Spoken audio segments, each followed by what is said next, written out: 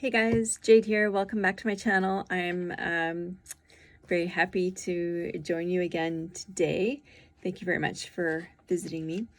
Now, I am again super excited because of this little baby here. It just arrived.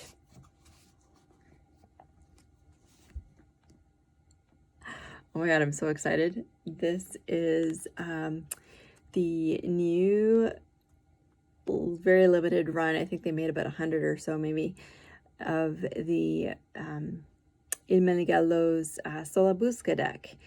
And guys, they shipped this, left Italy on January 12th. It is now May 21st.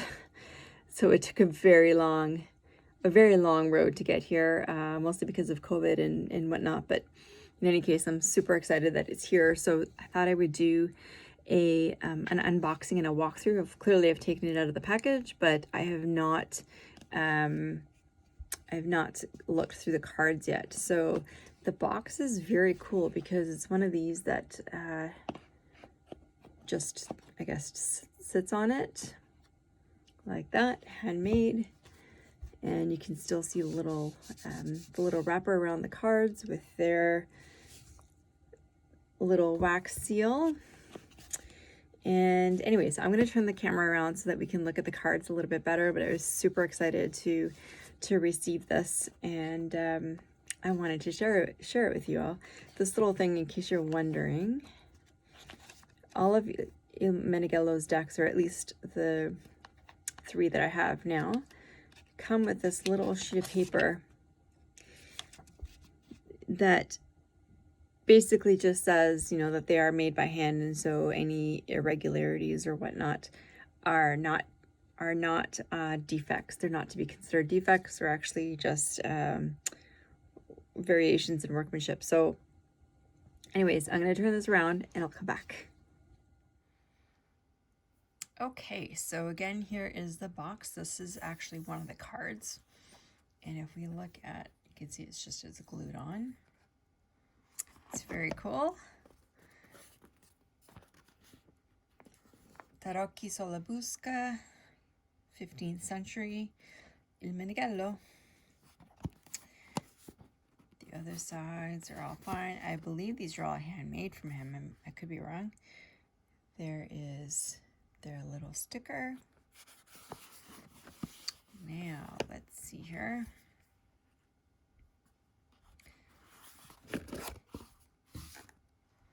Just a plain box.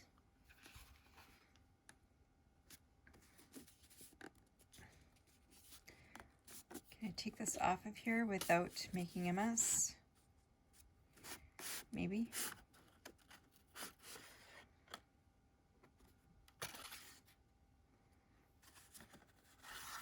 Kind of just wanted to keep the seal intact.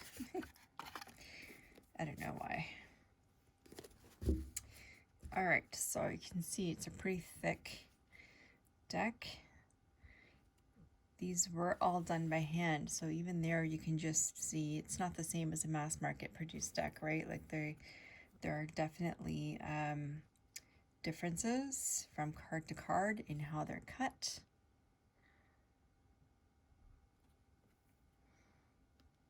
Just all around. It's interesting. So here are the backs. I'm gonna zoom in a bit here. There we go. So backs are cool. Now, one of the things you'll notice, they are very thick, right? It's like cardboard.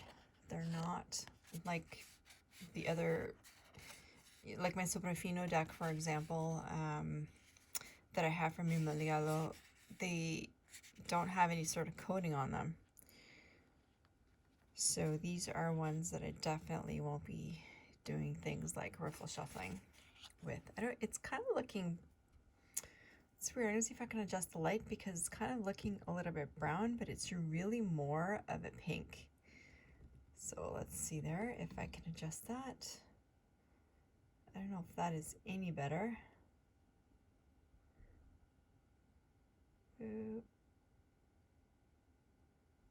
Okay, well, it is really more of a red, reddish pink tinge rather than the brownish that it's looking like. Okay, in terms of thickness, just as a comparison, here is my Housewives Tarot. So you can see it's at least 50% bigger. It's an inch thicker than my Housewives Tarot. And let's have a look. So 15th century. Oh, okay, so they made 200, not 100. And I have number 24. That's cool.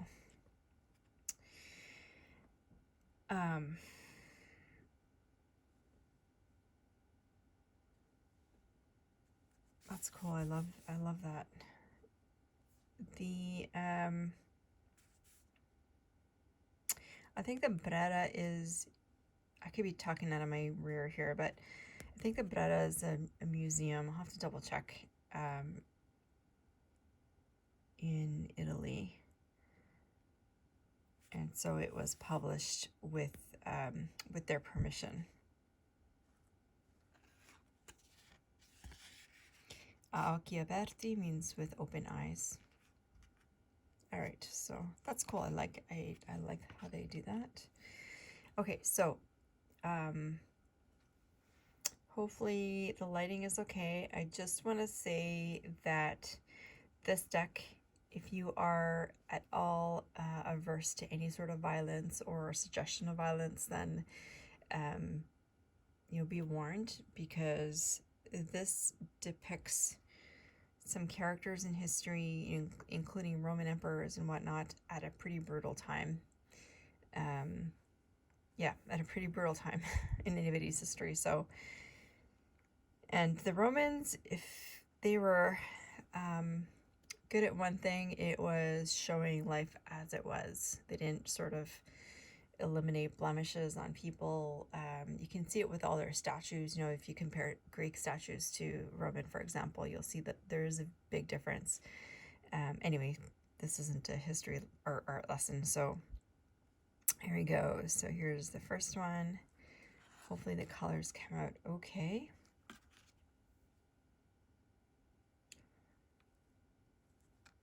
Number one.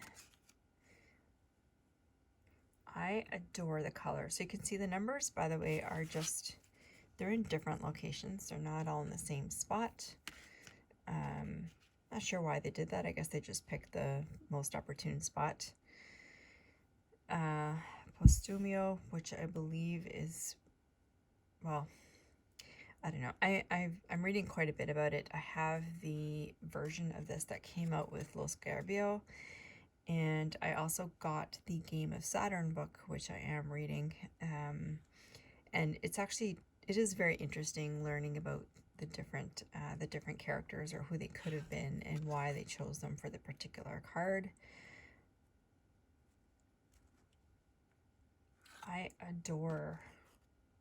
just adore the richness of the colors. I don't know why it's looking a little bit washed out, and I'm not sure why, but the colors are just gorgeous. Like that purple is just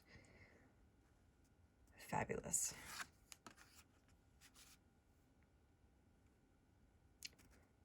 Sesto.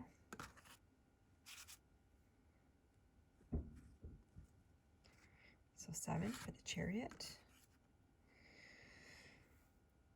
So this is number 8, and Nerone, well,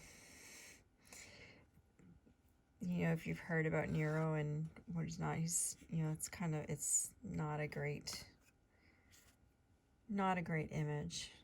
I can't remember exactly what the book said about that one, but something about how, you know, worse things were attributed to Nero than he actually probably did. But, so that's 10. So the wheel, you can see he's got the little wings. 11.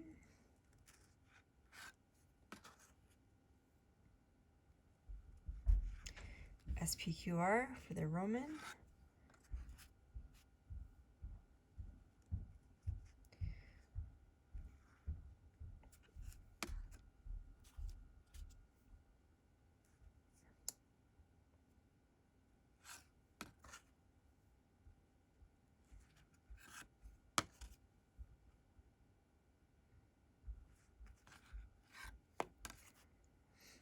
I love how they've left the original damage in the cards. This is very cool. So you have like a tree growing. It has a head with wings, so maybe a little angel.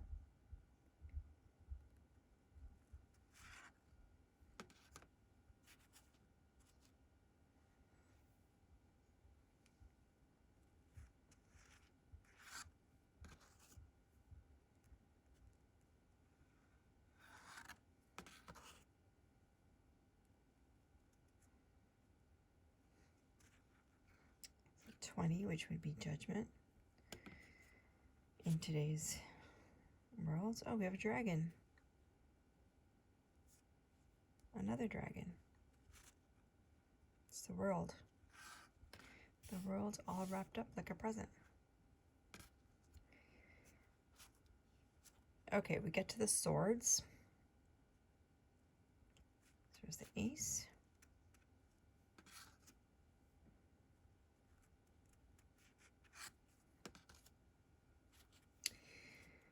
Okay, so does this look familiar? So this is what inspired Pixie's art. The one thing that is interesting with this card is that in Pixie's art, the three, so we're actually, sorry, this one here, there's kind of, you know, there's a wreath below and a blue sky in behind. And so this card was really about, you know, hardship with a purpose, hardship for better times ahead. You know, the whole no pain is no gain. Well, you know, pain for a gain later on. So it does give you, it's not all terrible, right? It does give you some hope.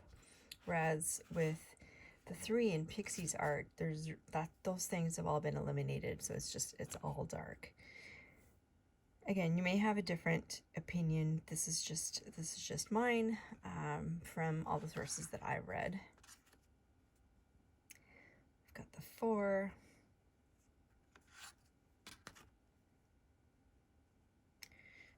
The 5.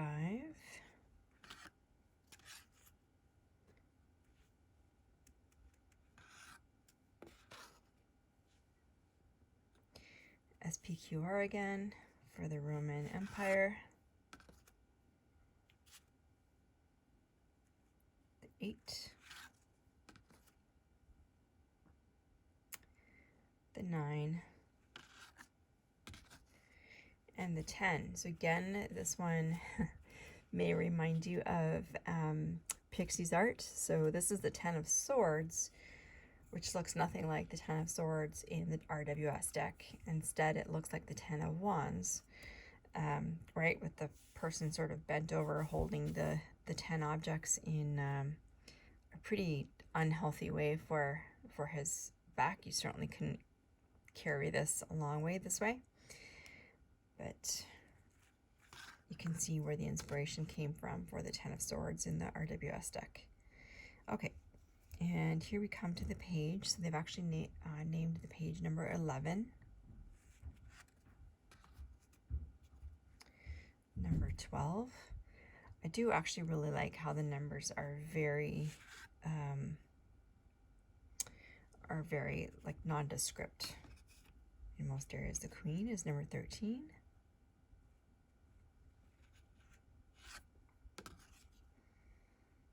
And the King is number 14. Whoa, so in a lot of decks, the King of Swords looks very, he tends to be either in a, you know, basically seated or in some kind of seated position or relaxed position. This guy is ready for war. And certainly you get the same feeling from the creatures.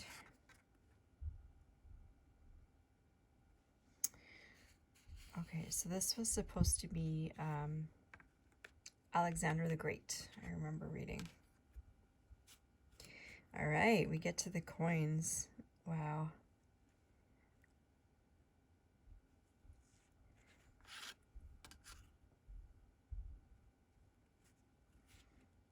See what I mean about the crooked noses? It's your standard Roman nose. 3 of coins. The 4 of coins. This is nothing like the king hoarding his money, is it? The 5.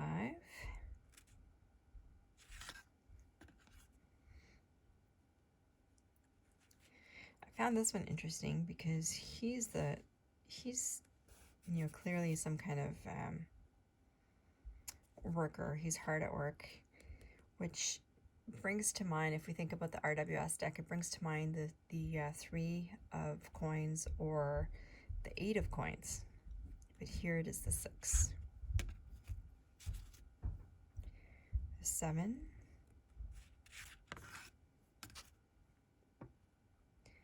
The 8 of coins.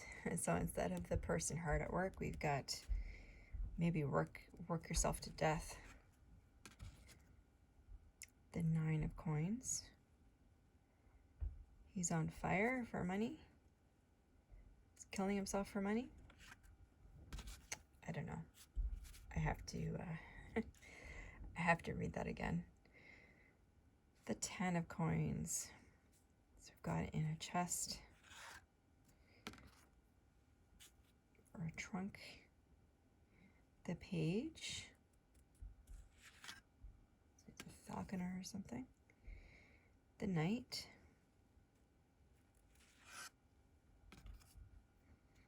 The queen, looking at herself in her shiny coin.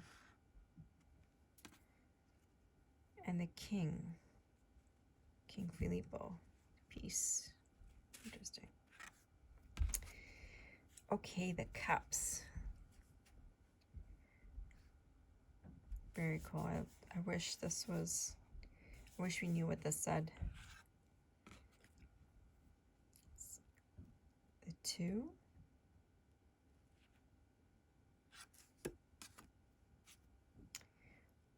This is a gorgeous card. Oh my God.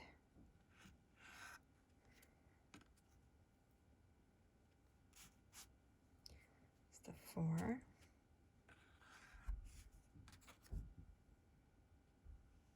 The 5. It looks a little bit like the Fool there, right? With something grabbing his pants. The 6 of Cups. 7.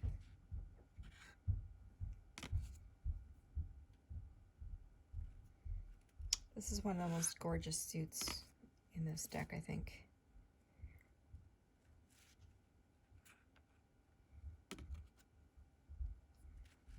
10. The 11, or the page.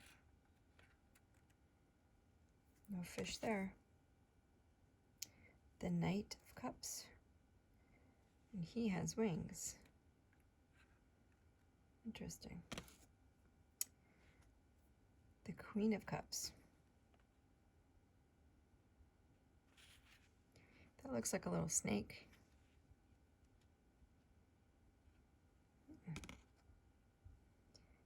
And the King. All right, we'll move to the Wands. The Ace, that's cool, coming out of the suit of armor. The 2. The 3. It's interesting. The 4, this is an image you often see. I think if you're looking at any pictures of this deck, the 5, the 6, the 7, the 8, the 9, very cool, the 10 of Wands. Definitely get a different feel than the RWS 10 of Wands. Then we get the Page, the Knight,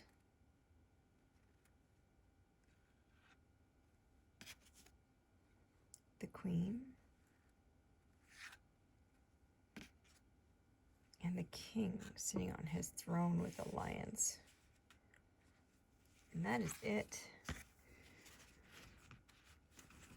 Unfortunately, this deck does not come with a guidebook. So I'm hoping that the Game of Saturn book helps. And I've also been looking at all kinds of online sources and the book that came with the Little Scarabeo version. But this was one of my, I don't know if you call it a unicorn deck or whatnot, but this one, you know, was definitely not a cheap deck by any stretch of the imagination. But as soon as I found out that they had these and that it was a very limited run, I absolutely had to have it for my collection. I don't think it's one that I will ever let go, but I probably will let go of one of my backup copies of the Little Scarabeo museum quality version. Anyway, I hope you've enjoyed this. Let me know if you have this deck or if you're interested in getting this deck. Oh, sorry about the shaking. And if you have experience in using this deck, I would love to hear some of your thoughts about it. Leave me a comment down below. Send me an email. I'm on Facebook, Instagram, whatnot. There's lots of ways to reach me. And please also do give this video a like and subscribe if you haven't already. Until the next time, bye-bye.